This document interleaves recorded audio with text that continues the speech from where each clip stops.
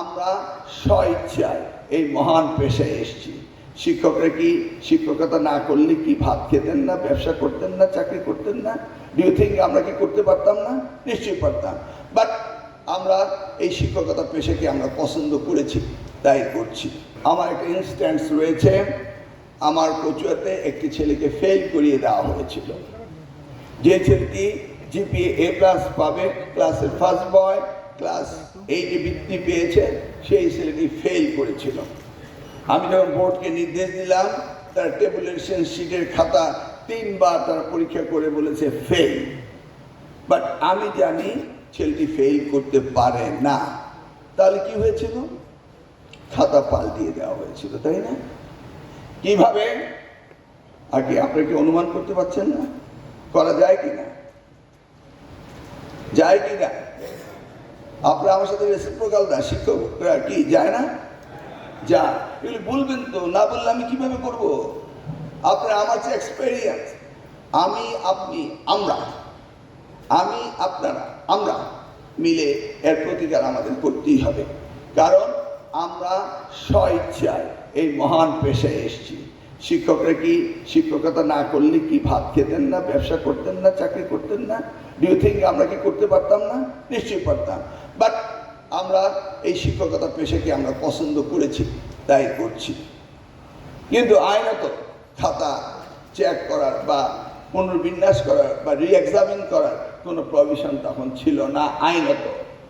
বোর্ডের chairman refuse করলেন, because I was then the chief executive of the ministry in charge of secondary and higher secondary.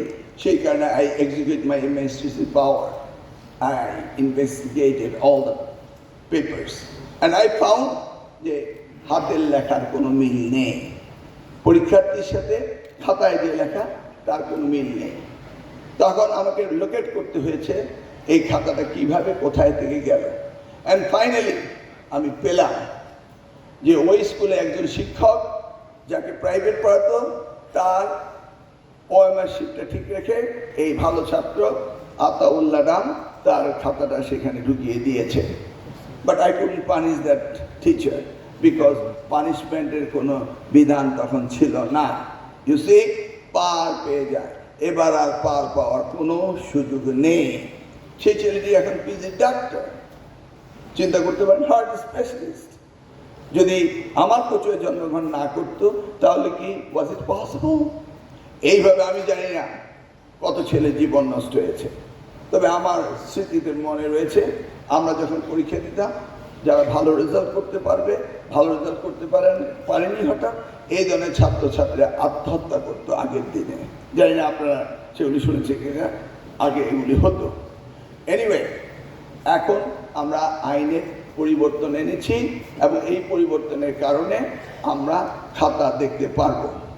আমি random sampling নেব বোর্ডগুলো থেকে আইনত, এবং খাতাগুলি আমি চেক করব, দেখবো এক্সামিনাররা প্রপারলি খাতা দেখছেন কিনা, প্রপারলি মার্ক দিচ্ছেন কিনা, আন্ডার মার্ক, ওভার মার্ক দিচ্ছেন কিনা, এগুলি আমরা দেখব। এবং এক্সামিনার ট্রেনিং প্রোগ্রাম বোর্ডগুলিকে বলেছি তারা যেন সঠিকভাবে করে। অর্থাৎ শিক্ষাকে সুনিয়ন্ত্রিতভাবে এবং আমরা সকলে মানবিক গুণাবলী নিয়ে আমাদের সন্তানকে ভালোবাসবো। আমরা যারা শিক্ষক রয়েছি আদর্শগতভাবে মানসিকভাবে আমরা উন্নত হব এবং আমাদের এই শিক্ষা ব্যবস্থাকে আমরা আরও সামনের দিকে এগিয়ে নিয়ে যাব। আমি এখন দেখতে চাচ্ছি আমার আজকের প্রোগ্রামে প্রাথমিক শিক্ষা অফিসার কারা কারা এসছে, একটু দাঁড়িয়ে যান। প্রাথমিক 1 2 3 4 5 6 7 8 9, আমার কয়জন অফিসার আসার কথা? ও উপরে আছে, ভেরি গুড। আপনারা জানেন, একটু দাঁড়ান, আপনারা লোকেট করছি।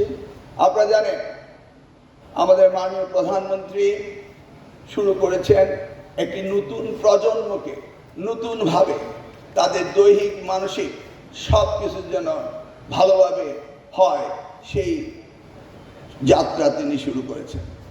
আপনারা জানেন প্রাথমিক স্কুলের বাচ্চাদের জুতা, মোজা, ব্যাগ, কাপড়, ড্রেস দেওয়া হবে। তিনি চাচ্ছেন আনন্দময় শিক্ষা, বাচ্চারা যেন খেলতে খেলতে শিখতে পারে। আপনারা জানেন স্মার্ট ক্লাসরুম দেওয়া হচ্ছে, শিক্ষকদেরকে সবাইকে একটি করে ট্যাবলেট দেওয়া হবে। এই যে শিক্ষার নতুনভাবে শুরু হবে, সেই জায়গায় আপনাদের অগ্রণী ভূমিকা থাকতে হবে। সকলেই আপনারা সঠিকভাবে ক্লাস পরিদর্শন করবেন, আপনারা করছেন কিনা ওই স্মার্ট ক্লাসরুম, এবং শিক্ষকদের কাছে যে ট্যাবলেট থাকবে সেখান থেকে কিন্তু সেটাও বেরিয়ে আসবে যে আপনারা সঠিকভাবে সুপারভিশন করছেন কিনা।